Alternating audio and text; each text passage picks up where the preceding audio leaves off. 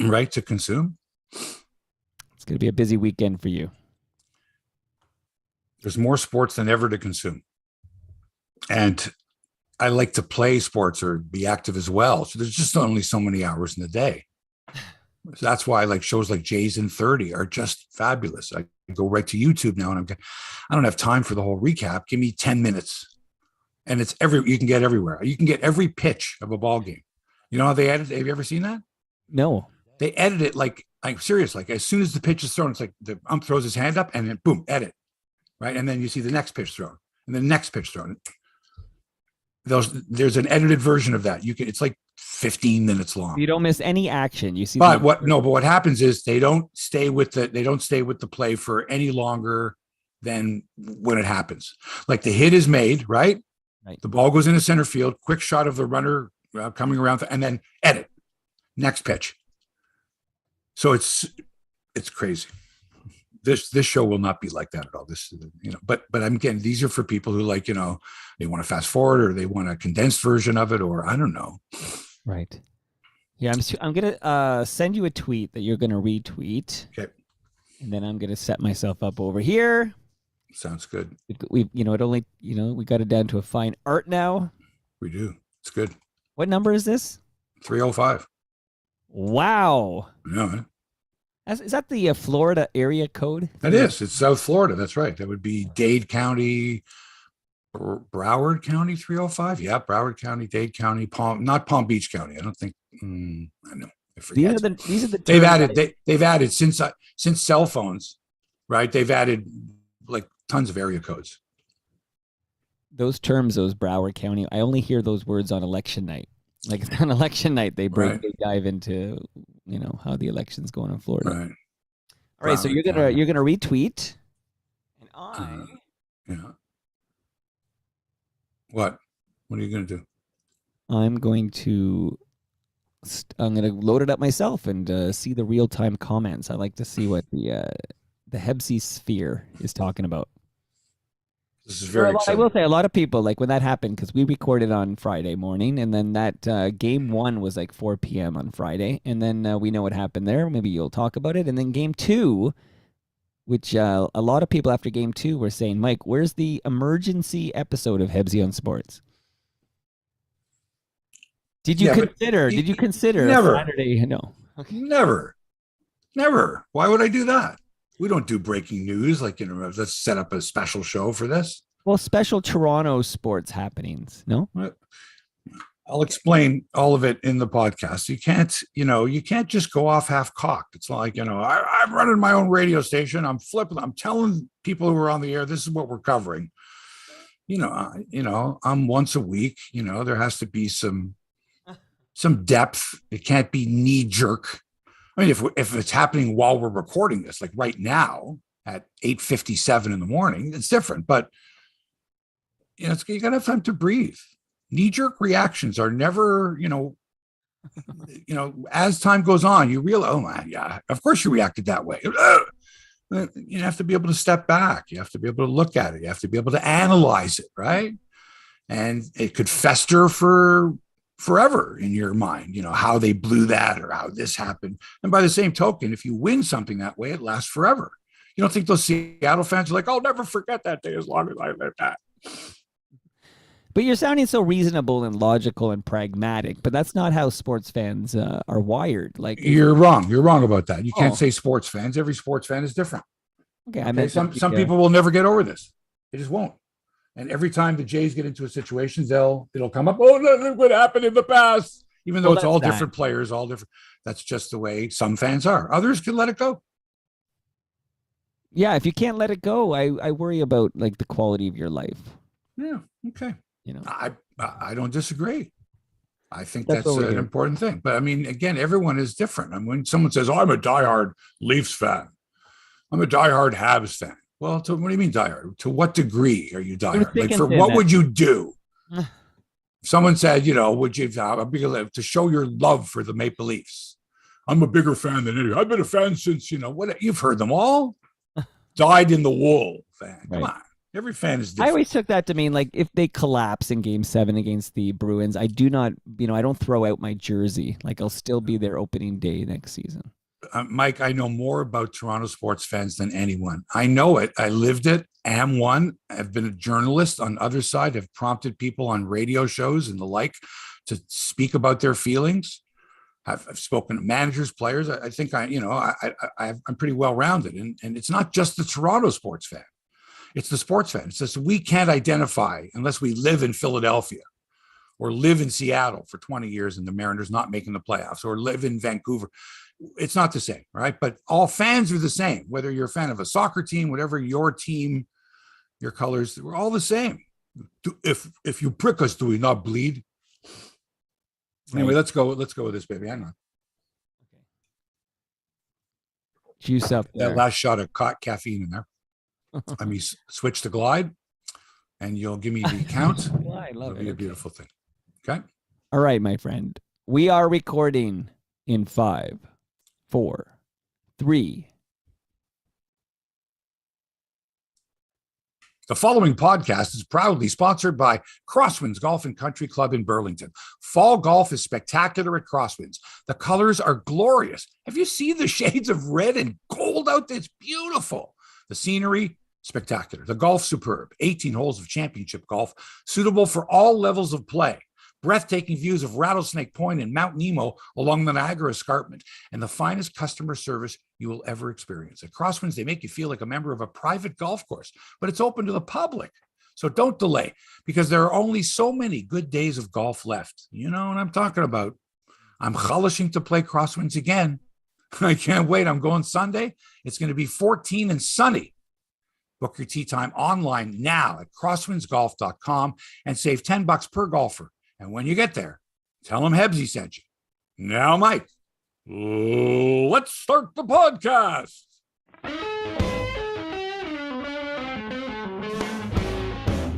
Hey, sports fans, welcome to Hebsy on Sports, episode number 305. I went into my opening night announcer thing there, right? Oh, number 51. Like, everybody gets introduced. I'm surprised they didn't introduce every single person at the game in Montreal with a torch, for crying out loud. Those fakakta Montrealers. Mark Hebsy here in the Little Italy studios alongside Toronto Mike. Today is the day I finally get a few things off my chest regarding the 2022 Toronto Blue Jays. I'm struggling, folks. I don't mind telling you, I'm struggling. It's good that you're here because I need someone to listen and contribute as well. I need to cut loose. The Maple Leafs are back. Speaking of cutting loose, boy, after the opening night, man, I'm telling you, I was like, oh my God, is this what's going to happen? But they bounce back. It's a beautiful thing. We'll talk about the Leafs. We'll talk about the TSN and the Sportsnet broadcasts and how they differ and who's better and what's better. And do you even watch the intermissions? And do you care who the personnel are? And, and all that stuff in media. Interested in your comments there. Maybe you're interested in mine. Do you think Elliot Friedman would make a good host? Like, is if you threw Elliot into any situation, you don't think he could come, smelling like a rose? Very talented guy. He could do anything. Yeah, anything. I mean, he should be the James Duthie of Sportsnet when it comes to hockey. It's just throwing it out there. Is Steve Simmons the most hated member of the Toronto sports media? It's a rhetorical question. Right. Horrible human being. And what he wrote this last week about Akeem Aliu was disgusting. It really was. More stories about sports media, tennis, golf, football. And if we have time, Mike, remind me a couple stories about Tony Kubek, who turned 87 this week. Wow. And Bob Costas, who goes on and on and on and on. And then the guy he's working with, Ron Darling, is like, yep.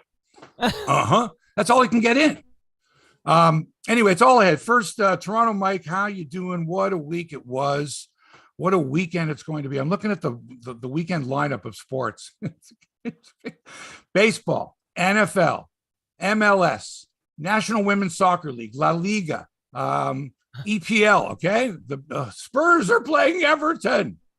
Liverpool, Man City, oh my God. NHL, 1,000 games.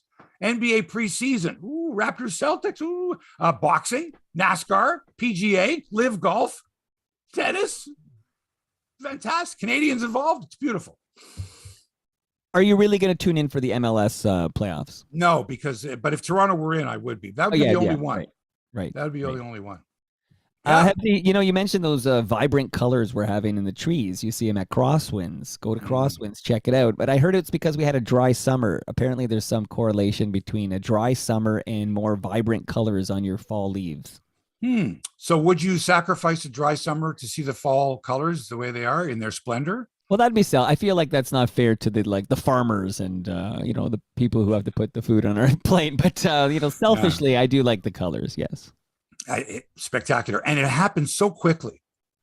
Like we were on the stretch of road on Highway 7 outside of Claremont, right? And so we're there. I guess it was a week ago Saturday. We were driving. It was nice, nothing spectacular. And then we went the following Saturday. And was like, oh my God, is this the same? It was unbelievable. The reds and golds were fantastic. So go to Crosswinds. Yeah, so go to anywhere actually, but yeah, Crosswinds, and apparently in Northern Ontario, up Elliott Lake, where my girlfriend's son is playing hockey up there for the Elliott Lake Red Wings of the Northern Ontario League. It was these colors were there a couple weeks ago and are even more spectacular. Wow, worth the drive. Yeah. Before we begin the official part, I don't know, whatever part of the show, I'd like to remind you that this podcast would not be possible without the help of our sponsor, Crosswinds Golf and Country Club. But Crosswinds is closed for the winter, darn it. So we need a full-time sponsor, at least for the winter months. So if you're interested or you know somebody who is, get in touch with me, get in touch with Toronto Mike. Rates are reasonable. They're negotiable, man. It's a podcast, right? Let's talk. You'll get social media calls. You'll get all that stuff, right? And you'll get good bang for your buck. Most importantly, you'll keep the show going. I mean, you don't want to be responsible if the show withers and dies on the vine, do you? That'd be terrible, right? You'd have to listen to somebody else. You'd have to listen to a podcast about Toronto sports that wasn't as good as this one. Right. And if you're not interested in sponsoring, that's okay, because perhaps, and I'm holding up a copy of my book here, perhaps for Christmas gift, because Christmas is coming, quicker than you think, and always good to have on hand Christmas gifts. The Greatest Athlete You've Never Heard Of is my book about George Orton, Canada's first Olympic gold medalist. Makes great Christmas gift, $35, and I'll have it delivered to your door, personally signed by me. What could be better? And also, it helps defray the costs of putting the show together every week. So, remind us how to contact you, and then markhebsher@gmail.com. Strathroy is where he's from, right, George Orton? That's where he was born. Okay. But he actually was raised in the town where Larry Robinson is from, Winchester, Ontario. Winchester. Okay. Well, this summer I was camping at Pinery, and our camping neighbors were from Strathroy. And the minute I say this, she goes, "Oh, we're from Strathroy." And then I said, "Oh, George Washington Orton is from Strathroy." I said, "That's the greatest athlete you've never heard of." And of course, she hadn't heard of him. And then I told her all about the Hebsy, the Mark Hebsher book. And she said she's going to check it out. And then, and so that's like my first real life encounter with somebody from Strathroy. But it's cool. Yeah, nice people, like turkey farmer country, not just, but a lot of turkey farms, and a lot closer to Pinery than we are. So out around there, it's very nice. Yeah, and yes, thanks for that. So the book, you want to sponsor, keep the show going. Hebsy, got to wet my whistle, but at the same time, I'm not looking to make millions here. But at the same time, you want a nice show once a week. I think we have it for you. Now, let me set you up here to say that when the shit went down on Saturday afternoon, and that was 4+ hours, whatever. I got multiple notes from people saying we need to break in. We need a special episode of Hebsy on Sports because people wanted to hear your take on what happened on Saturday. So here we are. I waited 6 days for this. So the floor is yours. I'm going to sit back and enjoy. Thanks. So my knee-jerk reaction to last Saturday's choke job was the same as yours, the same as everybody else's. What the fuck just happened? Right? You sat there and went, what did I just... I replayed it, sort of those moments, the ones I'm talking about. But at the same time, I knew there was no guarantee that they were going to win it. And remember, even if they did, there was going to be a game 3 the next day. So I kind of went, well, hang on a second. It wasn't like they had it in their grasp. They were going to win the champagne was on ice. No, it was like, we got to hang on to this and then win the next day. And at the same time, I was like, okay, wait a second. Your knee-jerk, I'm the same as everybody else, but hang on a second. You've been through this before. You've been through this before. Repeat after me. Okay, it wasn't just blowing a 7-run lead in a game, a particular game, a big game, yes. But I had seen stranger things happen with this team over the last, how many years? 47 years? No. 47 years? 45. No. 45. Is that right? Yeah, 77. 46. Yeah. So you have to include that season. So we're going to, how many is it? 46 years now, whatever Here will be it is. 46. Yeah. Okay. So you may not have lived through what I did, the agony, the torture of 1987, the team that was the best of all the Blue Jay teams was the 87 team. Took the division lead in early September, went 13-3 down the stretch. 13-3 in September, kicking the shit out of Detroit and Milwaukee and the Yankees and Boston and Cleveland and all the other motherfuckers that are in the American League East at the time. Not divisional play. That way there was East and there was West. The Jays were the best. The Jays had 96 wins with 7 games to go. 96 wins. But Tony Fernandez got taken out by Bill Madlock. I'm sure you heard the story from your grandfather. Broke his elbow. And landed right on, like if he lands on the regular turf, he doesn't break the elbow. But there was a seam there because of the football field, and there was a steel portion there as a whole. We went out there to look at it. When I stepped on this steel beam underneath there, that Fernandez elbow landed on, I was just, that's a freak accident. Anywhere else, yeah, he might hurt the elbow. You're not going to break it that way. So he's done. And then like a couple games later, Ernie Witt goes sliding into second base, so into Paul Molitor's knee, breaks 2 ribs. Boom. So now you got 2 of your best players out, and now George Bell's got no protection in the batting order. You can pitch around George Bell. He's swinging at bad pitches, even though he ends up winning the MVP. It was the choke of all chokes. It was choke. Okay? No Fernandez, no Witt. Manny Lee and Greg Myers and Charlie Moore were the replacements. It was agony. Now, I live this every day. And the final 7 days was water torture. Okay? It was the worst. So that's what I have in my memory. And so with that in mind, let's go over this disaster of a game. Remember, it was just to get to another elimination game. It would have been Logan Gilbert pitching against Ross Stripling. Jordan Romano likely would be on fumes, right? Had they gone to Sunday because of all the pitches he threw Saturday. Let's get to that. So the Jays are up 8-1 in the 6th. We know that. Tapia has just replaced Merrifield in left field because Witt got beamed. And nobody came to his rescue when it was obvious that it was intentional, that Houston had fucked things up badly. They weren't going to win the game. Now they're throwing at our guys. They hit Teoscar. They fucking beamed him. I mean, if I'm Merrifield, I run out I don't care. You cannot do that, man. So now they take Merrifield out, I guess, because he got beamed, not because Tapia is a better defender. There's no way. Tapia is not a good defender. So why are you putting him out there in left field instead of Jackie Bradley Jr., a Gold Glover? Had they kept Bradley Zimmer on the roster instead of Kikuchi, they could have put him in. That's what they're there for, defense, hold a lead. Anyway, it cost the Jays because Tapia couldn't make a play on a popper, a blooper. He doesn't play. He's just not sharp like the other guys, okay? He's an average, if below average defender.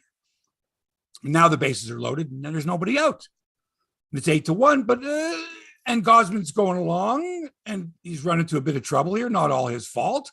The crowd's in a frenzy. He's at 95 pitches, okay? But hang on a second. Carlos Santana, who doubled off the wall, just missing a home run his previous time up, is coming up. All right, so Gosman's dealing.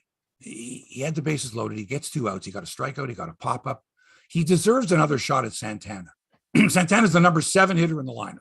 Even if he hits a grand slam, you're still up by 4 runs. Instead, Schneider brings in Tim Meza.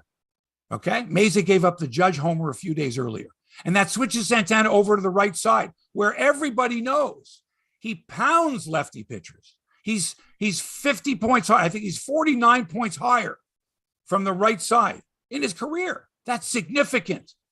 And Mays is worried. So what does he do? First pitch, uncorks a wild pitch. So now it's 8-2. But you know what? That's all right. Because now you got runners at second and third, and you don't have to deal with Santana. You walk him. because the number 8 hitter is coming up, and it's going to be the pinch hitter, Dylan Moore. And who would you rather face, Dylan Moore or Carlos Santana? Okay, veteran, guy who has more home runs than anybody else in the ballpark in his career. Anybody else. Most home runs of all the players, Carlos Santana. Okay, pounds left-handed pitching. But no. You're going to strike him out, right? You're not going to strike him out, okay? You walk him.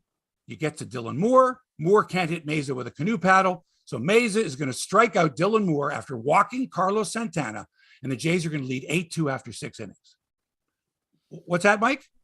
It didn't happen that way? It didn't happen that way? They didn't walk Carlos Santana to get to Dylan fucking Moore? No! This is where your rookie manager, and I'm not saying Charlie Montoya would have done this, I don't know, but John Schneider is a rookie manager, and he has a rookie manager brain cramp at the worst time.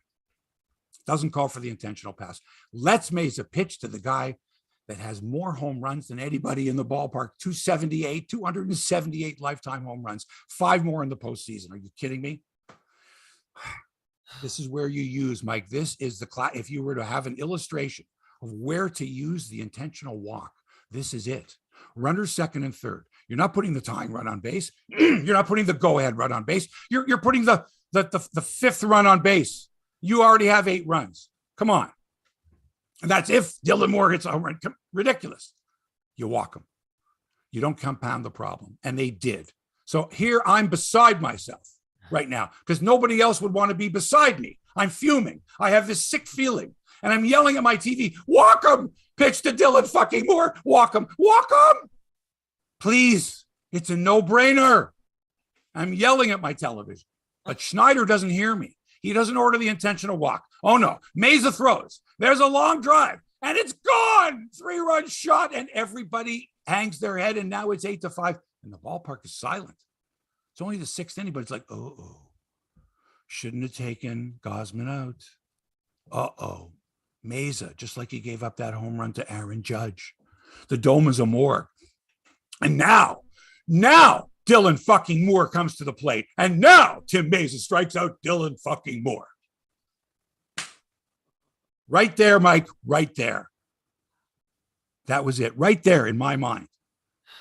Okay, Gausman's dealing. Remember, the bases were loaded. He wasn't getting hit hard. 95 pitches, dude, it's the end of the season. You're telling me you can't go 110, 105? You're at 95 and you're dealing. So that's a huge mistake. That's a huge mistake. But to bring in Meza, okay.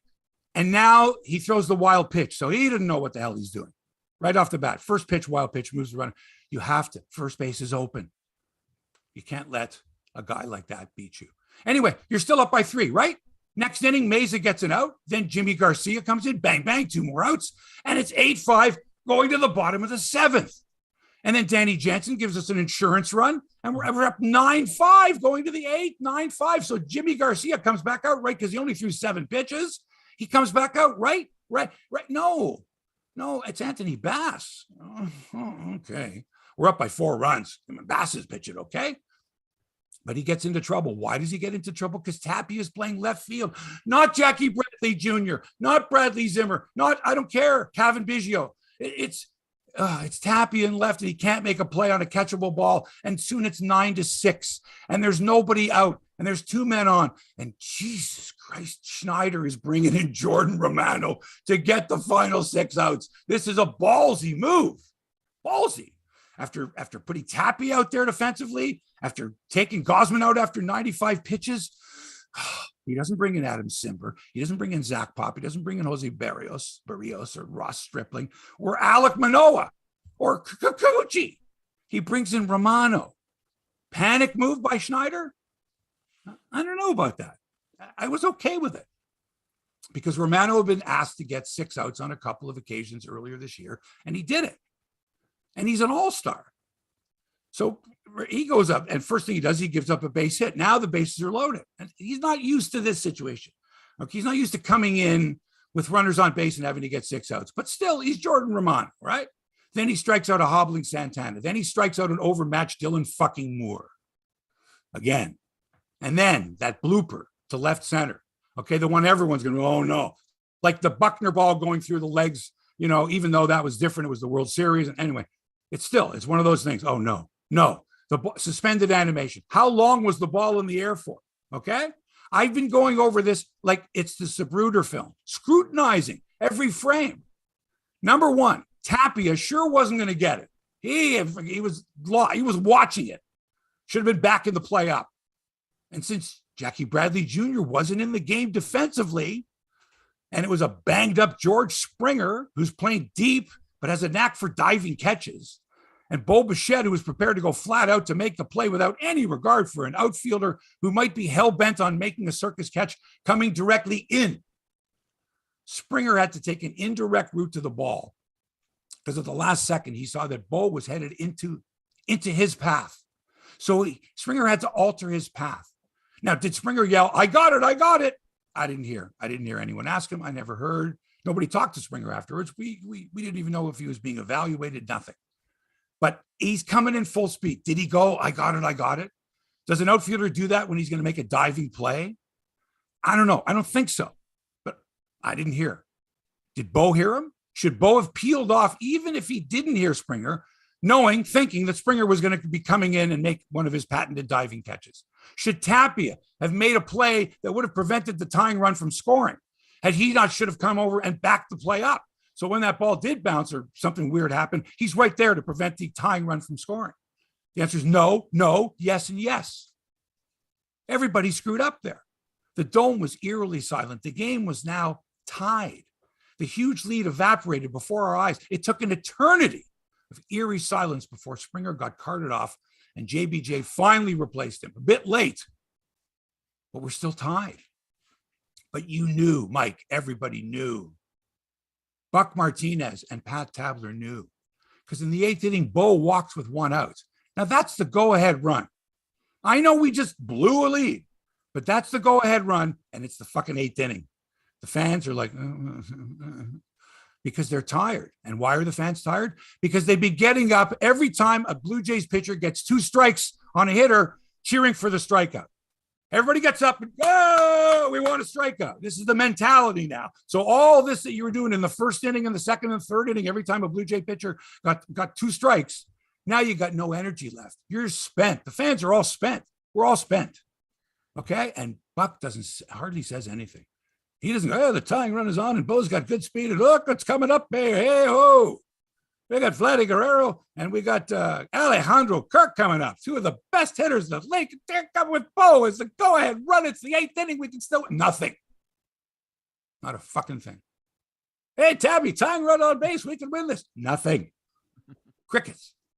And then what happens? Then Bo steals second. And now he's in scoring position.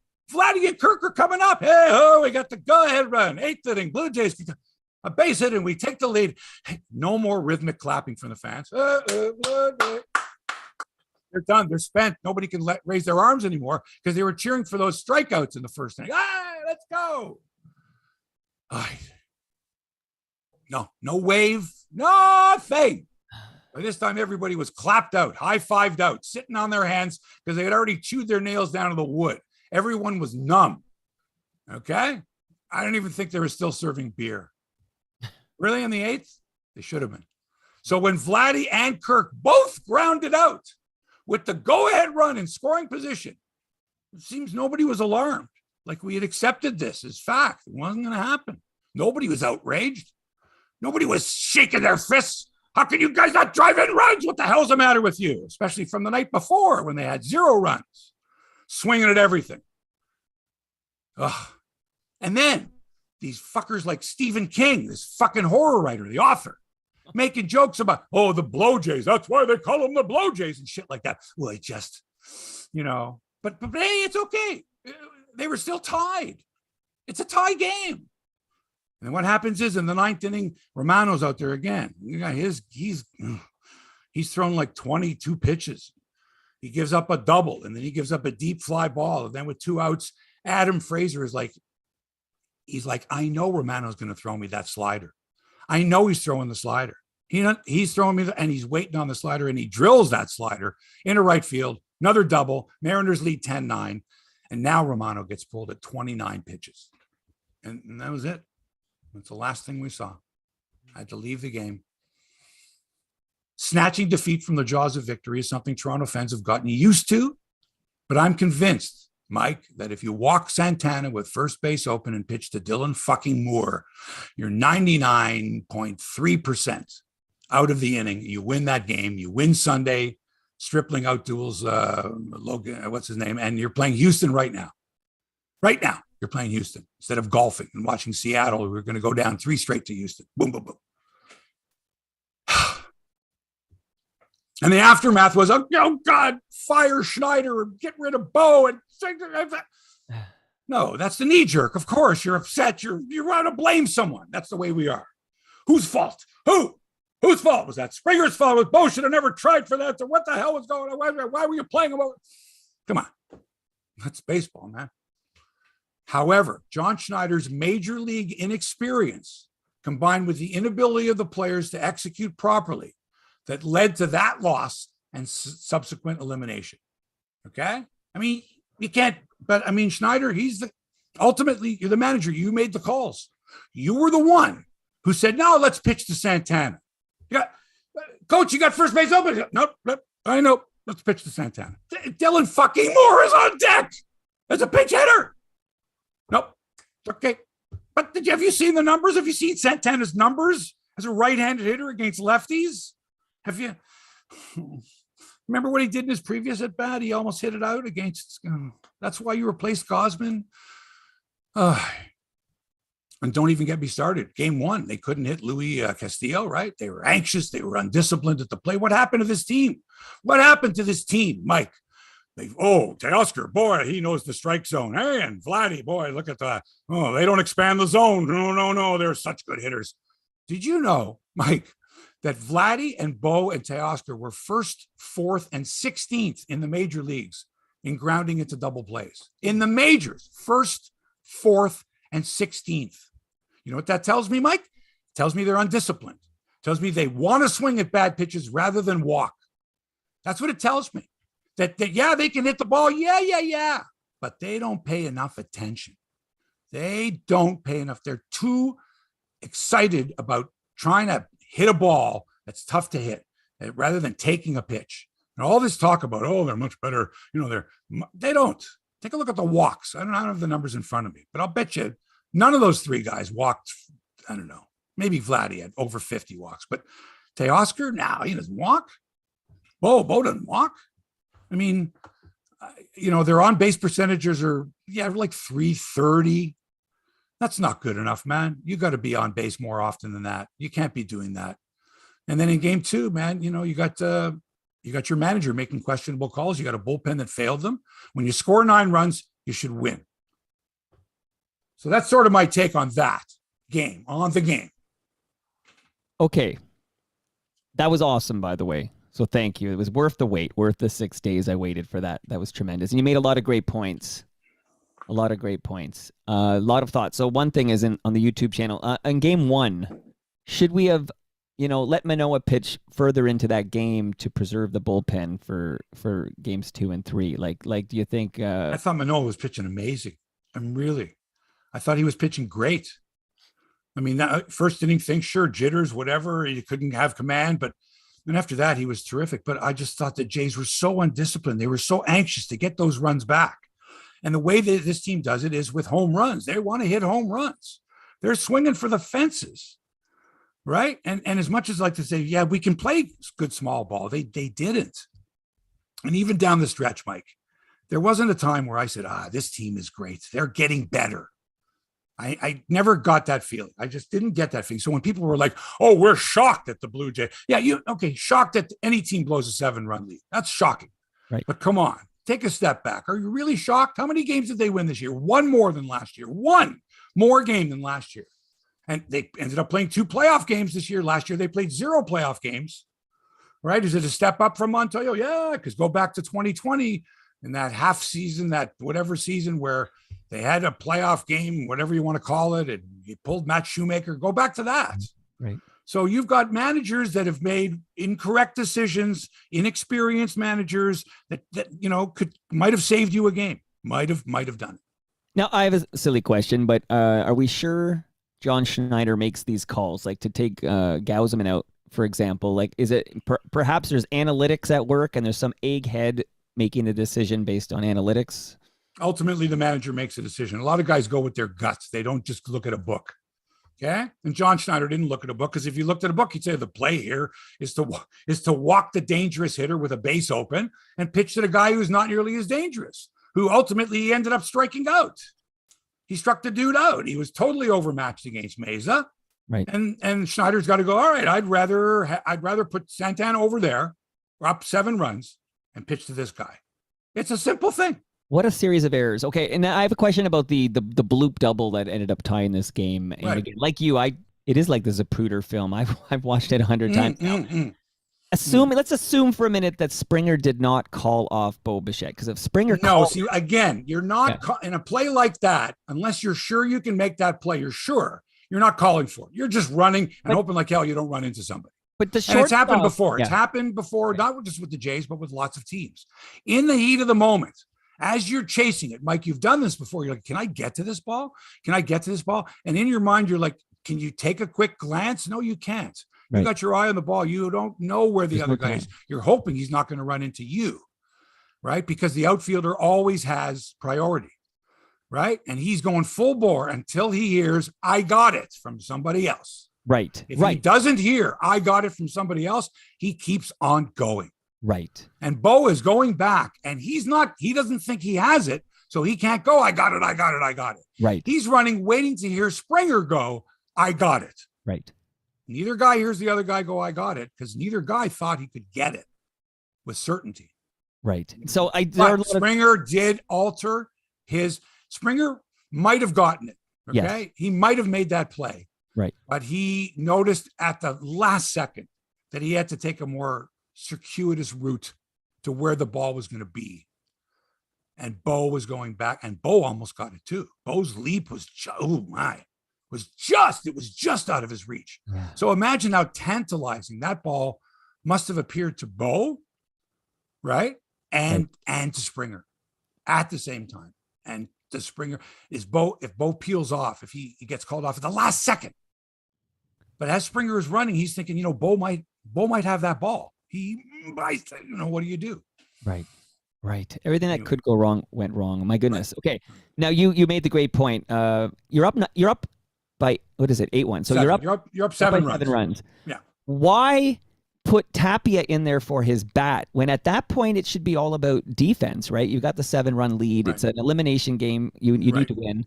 Well, Tapia, in that regard, becomes a pinch hitter or a pinch runner, but not a defensive replacement. Right. Tapia is usually the guy who, if he starts, he's going to get replaced in the late innings by Zimmer, by Jackie Bradley Jr., move guys around. Now, this nonsense about that I hear from people going, oh, so-and-so, Teoscar never plays left fielder. This is bullshit.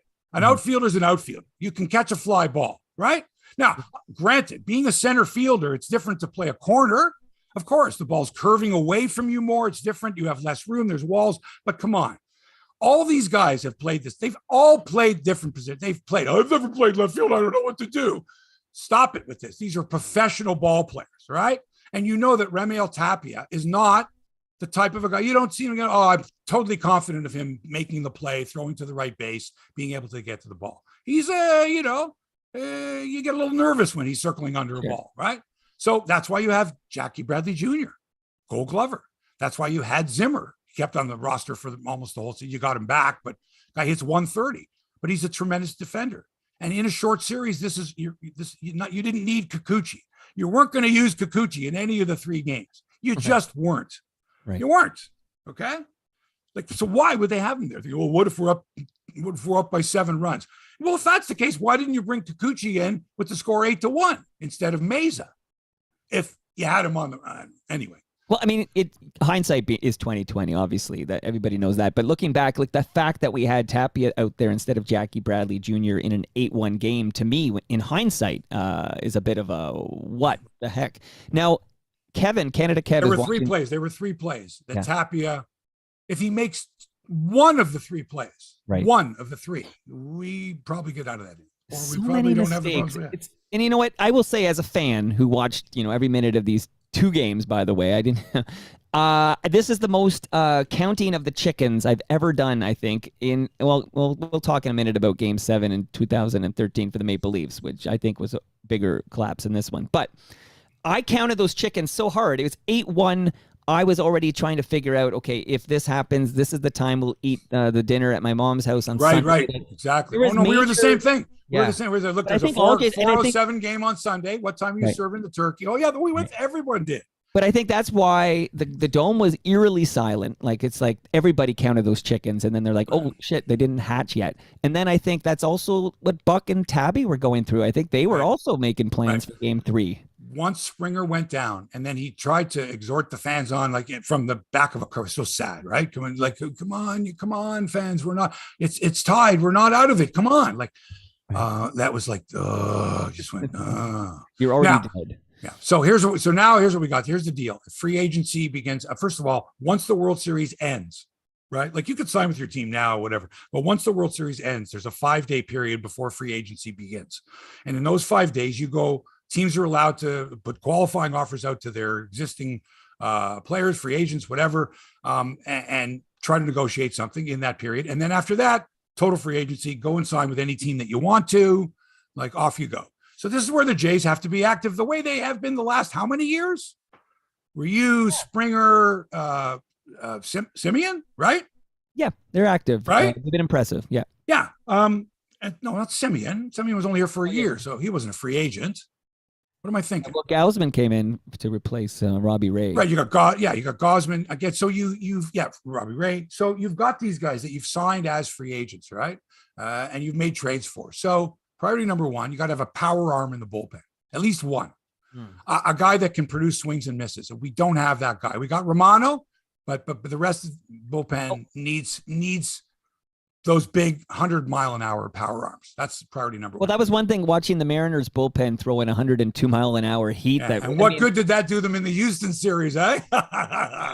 They were like terrible. That bullpen, like, oh my God, terrible, right? So and that's the thing is when you see it's talk about high leverage. When a relief pitcher gives up a run or a home run, a relief pitcher, it's like, oh my God, he hasn't done this all year long. These guys all have whips of around 1 or under 1. They strike out more than there are innings pitched. So you have to have a couple of those guys. We don't have those guys in the bullpen unless Nate Pearson down in the Dominican develops a 100-mile-an-hour in the strike zone with movement type of pitch. Then you could, a guy like that or Julian Merriweather if his arm doesn't fall off.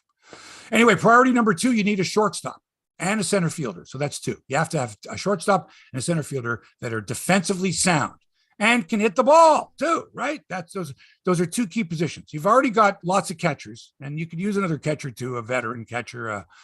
You need defense up the middle, and that is catcher, shortstop, second base, center field. You have to have it.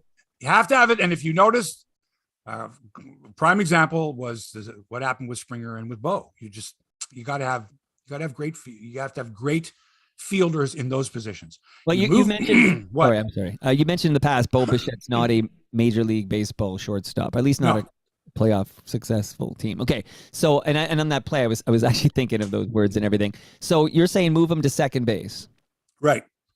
Exactly. Now he's going to get his backup about it. When they brought in Semien, who was a much better shortstop than Bo, Semien had to play second base.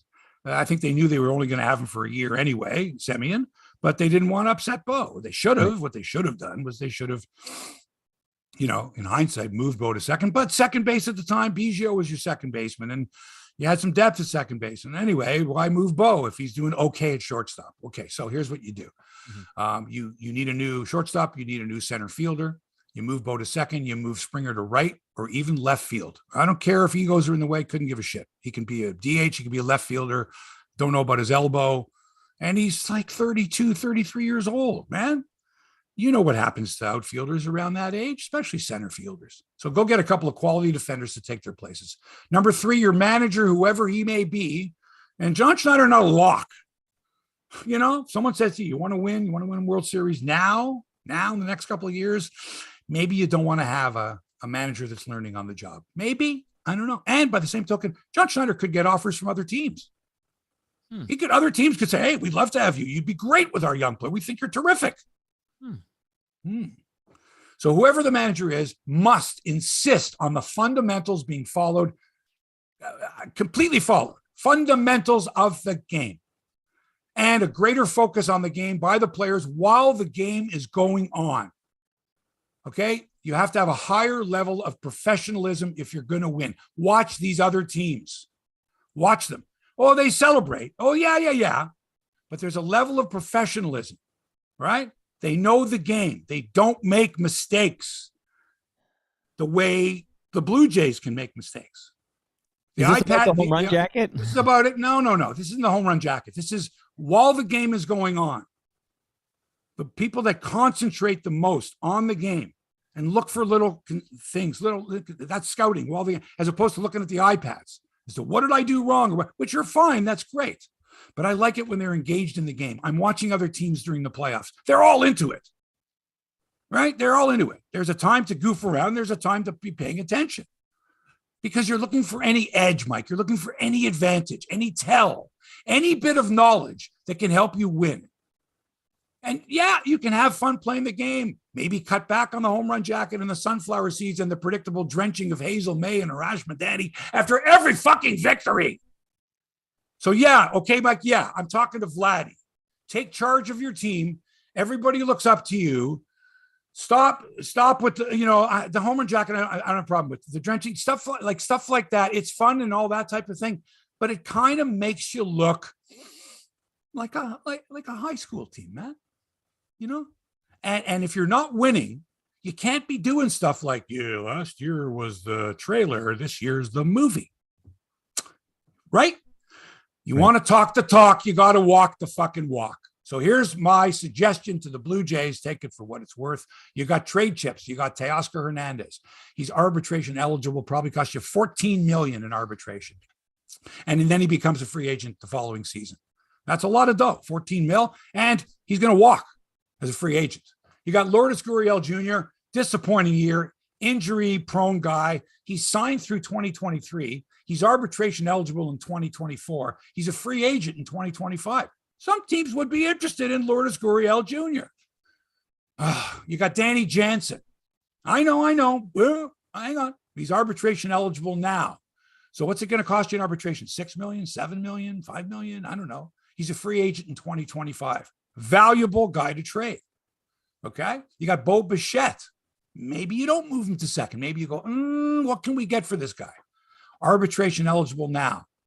So what, 10 million in arbitration? It's got a little over 2 years of service. Free agent, not till 2026. You got Alejandro Kirk, who's arbitration eligible, not till 2024, and he's a free agent in 2027. How would that be for a long-term get? You kidding me? You don't think teams are interested in Alejandro Kirk? For sure they are. We got lots of trade chips. Here's some free agents to pursue. You want an outfielder? You want a center fielder? You want a left-handed hitter, a good defender, guys who got some power? Brandon Nimmo of the Mets. Okay? Move Springer to right, move him to left. Depends on what happens with Teoscar. You got shortstop Trey Turner of the Dodgers. Okay? Carlos Correa of Minnesota. Dansby Swanson of Atlanta. And Xander Bogaerts of Boston. You got shortstops. You want shortstops? We got shortstops. And they're all better than Bo. You want a catcher, a veteran catcher? How about this guy for Houston, Christian Vasquez? Okay? Hell of a catcher. Platooning with Martin Maldonado. Man, he'd be great. You can never have enough catching depth, and then you can make some trades. Or Wilson Contreras from the Cubs. He's going to go. It'll cost, but you got to spend the dough. So those are the guys, and any trade you can make. So here's my fantasy lineup. Hebsy's fantasy lineup for 2023. First base, Vladdy. Will be back bigger and better than ever. You watch. This guy's got a lot to prove. Second base, Bo. Third base, Chappie. Shortstop, Trey Turner. Left fielder, George Springer. Center fielder, Brandon Nimmo. Right fielder, I know, Teoscar. Because I think he could be a great player if he stays healthy. I think he could be fabulous. Catcher, Gab Moreno or Wilson Contreras. Or Christian Vasquez. One of those, okay? That's a veteran catcher and a young guy. Kirk is your DH. Your pitchers, starters are Manoah, Gosman, Barrios.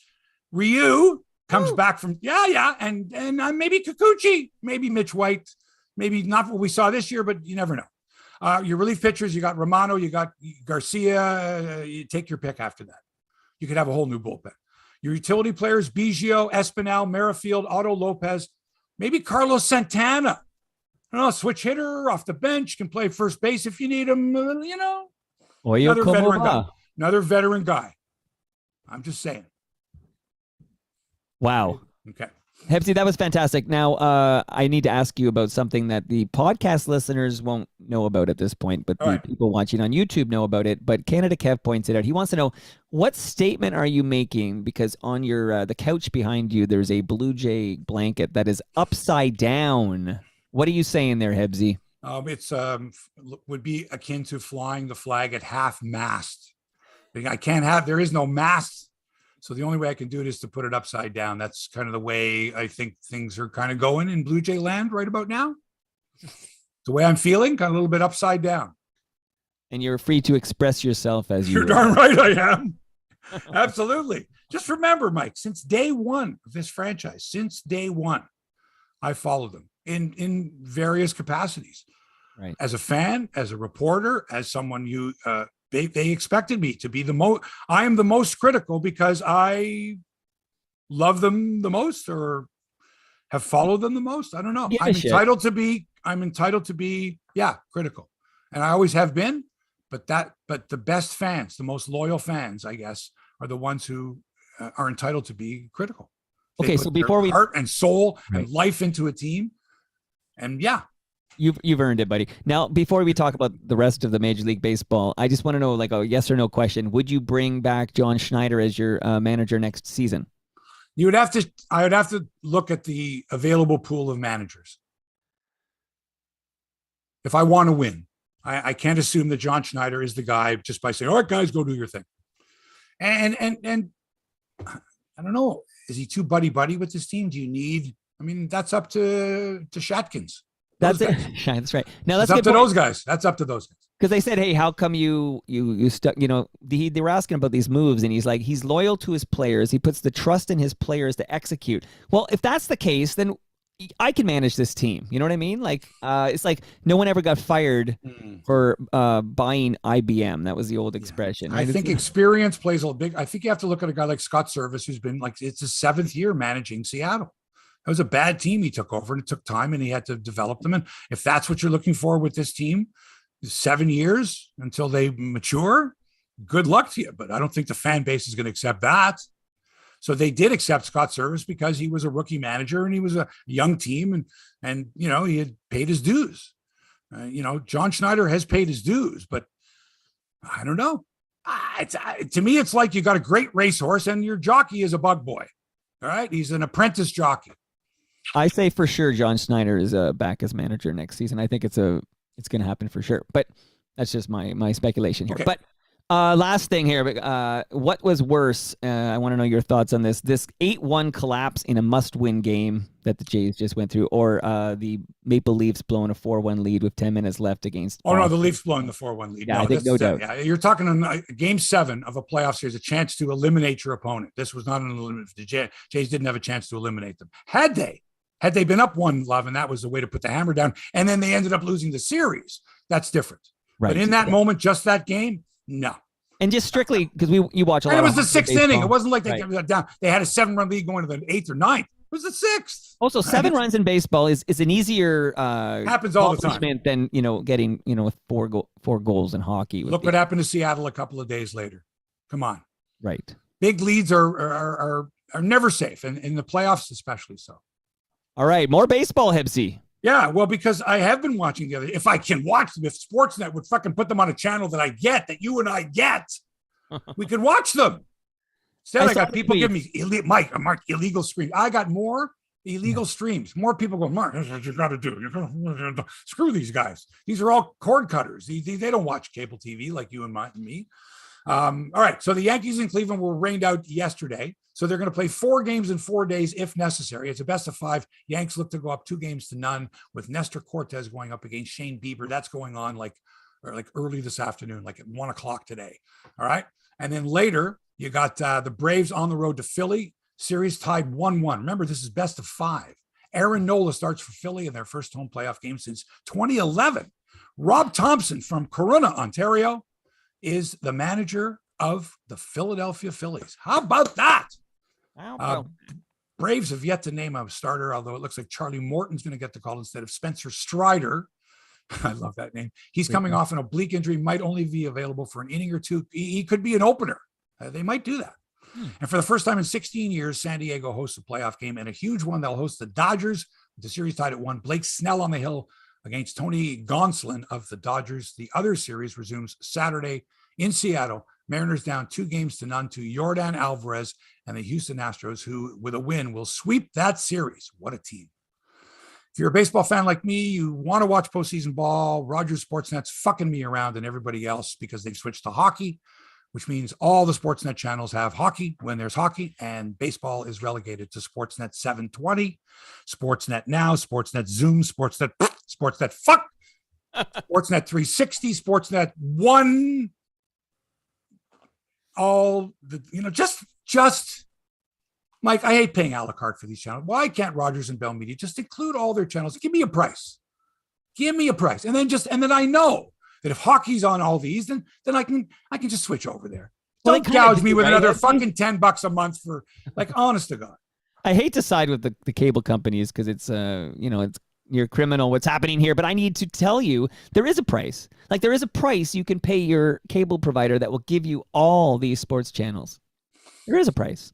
All of them? You just don't. Yeah, you just don't. It's just too much, though. Yeah, that's different. If I can stream that for free, and I'm already paying you $300 a month or $200 a month for all of my internet. Oh, geez. Yeah, well, a happy capitalism is somebody. Oh my God. I know it's and that's why Canada Kevin the gang are all pirating these streams because they're enough is enough.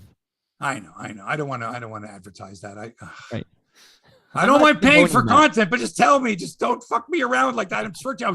I'll tell you about the tennis later. That was another whole thing. Okay. Get this stuff. Anyway. Can I just say one sentence then while we're talking about cable stuff is I'm a Bell 5 subscriber and I went, me and my 8-year-old yesterday, we wanted to watch the first home game for the Leafs because he's playing house league hockey. And I'm like, you'll see the opening. It'll be kind of exciting. So we tune in at whatever it was, 7:30. But this is true story. On Bell 5, it's showing stuff that happened at 7:05. So it's 25-30 minutes in the past. So I'm like, oh, that's weird. And I went to CP24 and there's a clock in the corner. I'm like, oh, my Bell 5 thinks it's 7:05, even though it's really 7:30. So I reboot the thing. I do a hard reboot because it's that didn't work. It turns out us Bell 5 people yesterday couldn't see the opening of that Leaf game because it was a glitch with the system where we were 30 minutes in the past for a good half an hour before it fixed.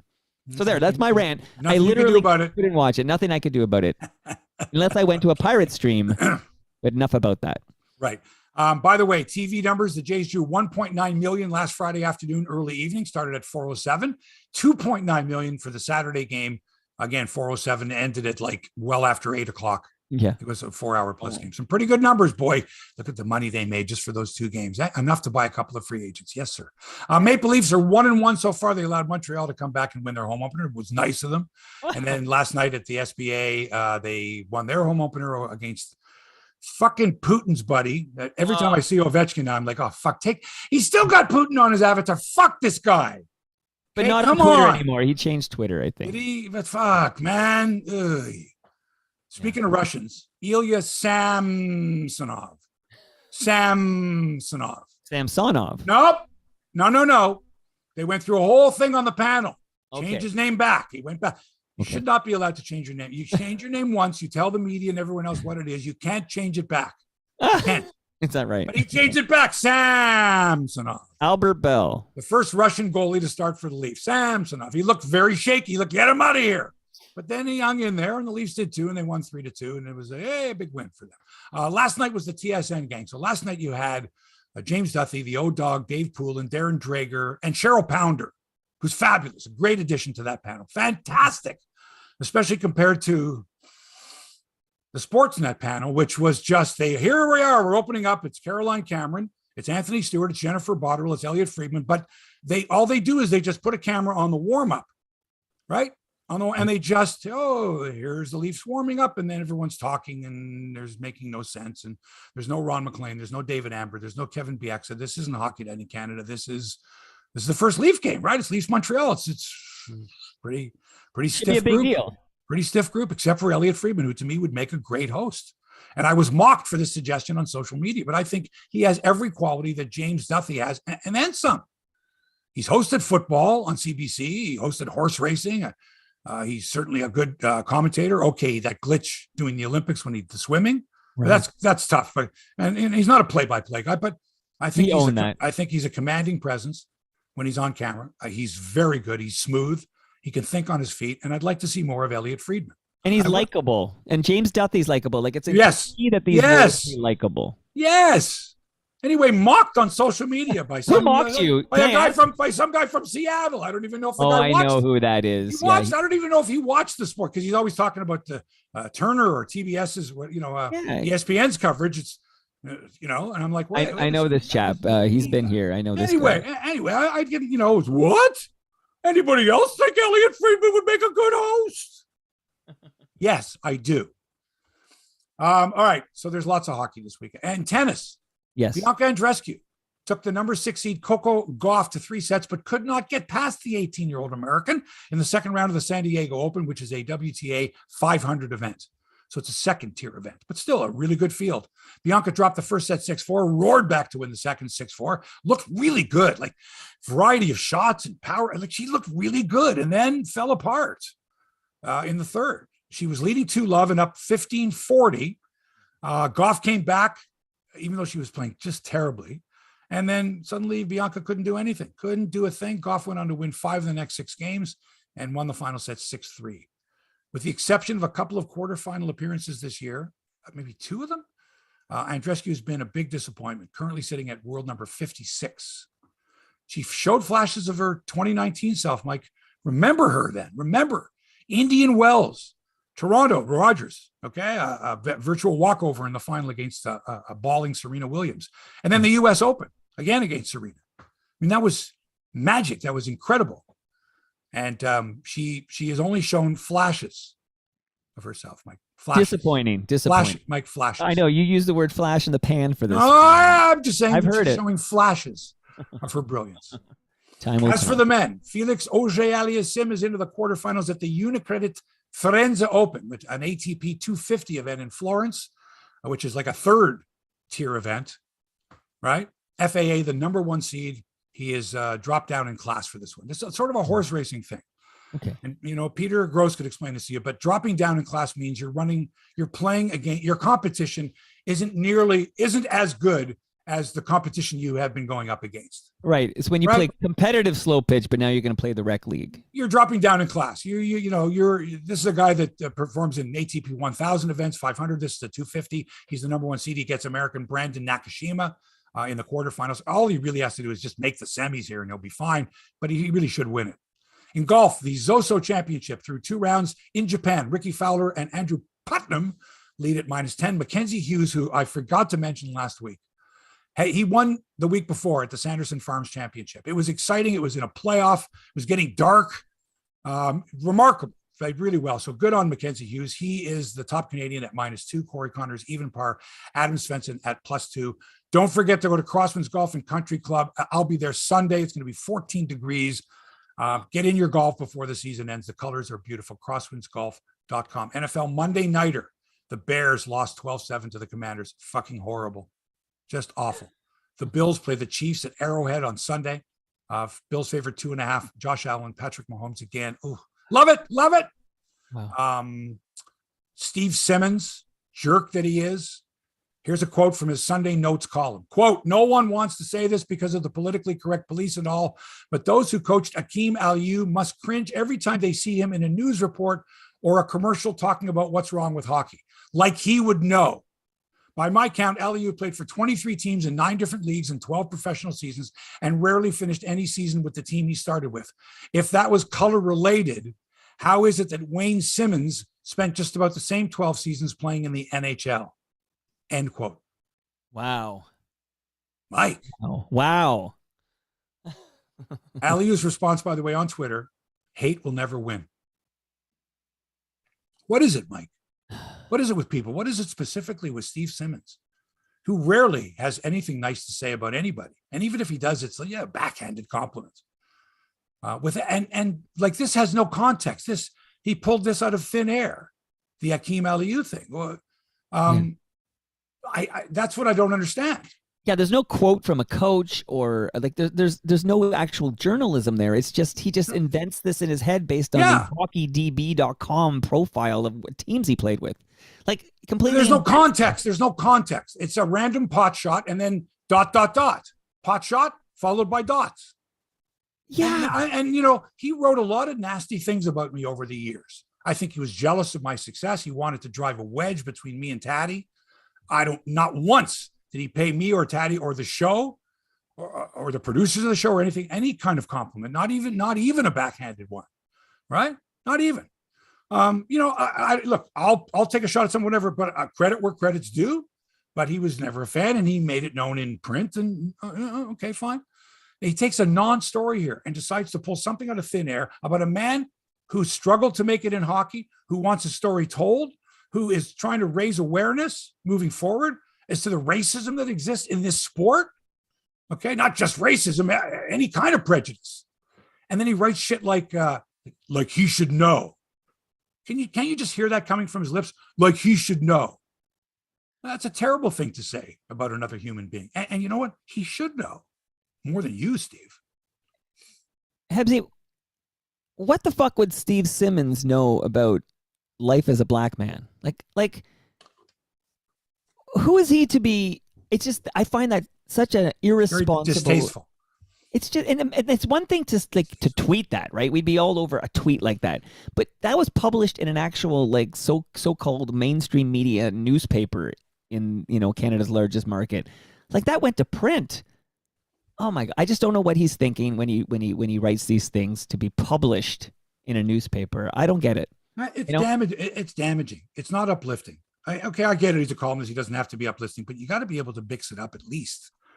I need to hear some praise or some observation but not from, he's picking stuff out like this. And your timing is just terrible. And he's so hated. He's so despised. I'm almost surprised his like media credentials, like that. Right. Anyway, leaves a bad taste in my mouth. All right, I promised you Bob Costas and Tony Kubek. Right, Tony turned 87 this week, and Costas was on the game the other night. The Yankees game is doing the Yankee series, and people were like, "Oh my God, Bob Costas, shut up!"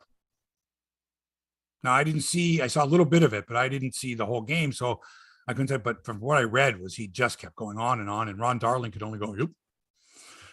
So it's spring training 1983. I've got a 2-hour nightly radio show on 590 CKEY. It's the only show of its kind in Toronto. Bob McCown is doing Sportsline on Global TV at this time. Earl McRae had a show on 1430, but we killed him in the ratings and he was fired. So I'm doing my show from the Countryside Inn, the home hotel of the Toronto Blue Jays in Clearwater, Florida, right next to Dunedin. And every night I get a guest to come to my hotel room / studio. And I've got a little setup there with headphones and a mixer and microphones and a phone line. And we're taking questions from the callers. And it was great. I'm getting everybody, all the players. Dave Stieb came on. Bobby Cox came on. It was great. So I know Tony Kubek. I've known him for a few years. He's doing the Jays games on CTV, wasn't TSN. There was no TSN then. So CTV, he's doing the games on. Yeah. And maybe CBC too. I forget who had. I think it was CTV.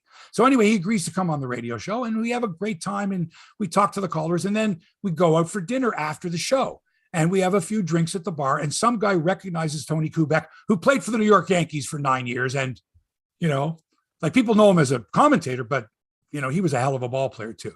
And this guy's a Yankee fan. And now he wants to know at the bar about every fucking player. And you can just sort of see Tony going, like he's gone through this before. I'm watching this. So the guy wants to know about Mantle. So Tony's like, oh, Mantle, great. He wants to know about Roger Maris. Oh, Raj, blah, blah, blah, blah, blah. He wants to know about Yogi Berra. He wants to know about Whitey Ford. And Tony Kubek is being super nice. But we've got a couple drinks in us. And you know what I mean? Like, all right, enough is enough, this guy. So he's looking at me with this, let's fuck with this guy kind of a look. Tony Kubek, it's great. He wants to pull one over on the guy. So the guy asks about Moose Skowron, who was the first baseman on those Yankee teams. And Tony looks at me, he gives me a look and I say, oh, poor Moose Skowron. And the guy says, what do you mean? And Tony Kubek says, oh, you didn't hear about Moose? Yeah, killed in Vietnam. Yeah, real shame. Napalm bomb. And this guy turns ashen. All the blood drains from his face and he's like, oh, I'm sorry. I had no idea. So Tony like bows his head and I bow my head and the guy bows his head and the fucking bartender bows his head. And there's this silence. Okay. And we're just waiting for this guy to like make a move. And the guy says, I'm sorry to bother you, Mr. Kubek. And he leaves. Right. And as he goes, Tony looks up at me and we look at the bartender and I go, Moose Scourin died in Vietnam. Where the fuck did you come up with this one? And Tony says, oh, he's still alive. He says, I just had to come up with something. Or the guy would have asked about every single fucking player. And they were laughing. People in the bar laughing. He just put this guy, and this guy to this day probably thinks that Moose Scourin was killed in Vietnam. Anyway, Tony had introduced me to Bob Costas as well at the same time at spring training in St. Petersburg, where the Cardinals train. And Costas actually had taken us out to a bar to see George Thorogood play. It was wild. Wow. In Tampa. But so I got to know Costas and I asked him if I could do an interview and whatever. And then I said, listen, I do this radio show. Could I get you on as a guest on the phone? We'll chat about this and that. And he says, sure. And he gives me his phone number in New York City, his apartment in New York City. At this time, he's doing baseball. I think he's doing NFL. He's quite well known, right? Bob Costas. Sure. So one night I have him on the show and he is drunk or he's high or I don't know what it was. It was a Friday night. And I get him on and I'm asking him about stuff and his answers are really long. Like they're really long. He's just going on and I'm trying to interrupt him. And I interrupt him and I ask him another question. Anyway, we've got there's 5 minutes to go in the show. And I swear to you, Mike, this is the truth, and listeners, I forget what the question was. He starts to answer and he's just telling a story. He's going on and on and on. And so with after about 4 minutes, my technical director, Helena Balka, the great Helena Balka. I know that name. Yeah. She's like rapping me, let's go. And Costas is still talking. And, with phones, you can go, Bob. And if he's talking away, he can't hear you. There's no cutout. There's no, he just doesn't hear you. He's going on and he's telling the story. He's probably pouring himself another drink, lying on his couch in his New York City apartments, getting laid. Who knows, right? Whatever. Yeah. I'll tell you the story about Mickey Mantle, whatever. So now Helena's rapping me and I'm like, Bob, hello, Bob. And he's still going. So right. Helena's fading him down, right? Fading his down, telling him a story. And I'm going, ladies and gentlemen, thanks to Bob Costas and I guess we'll never hear the end of the story.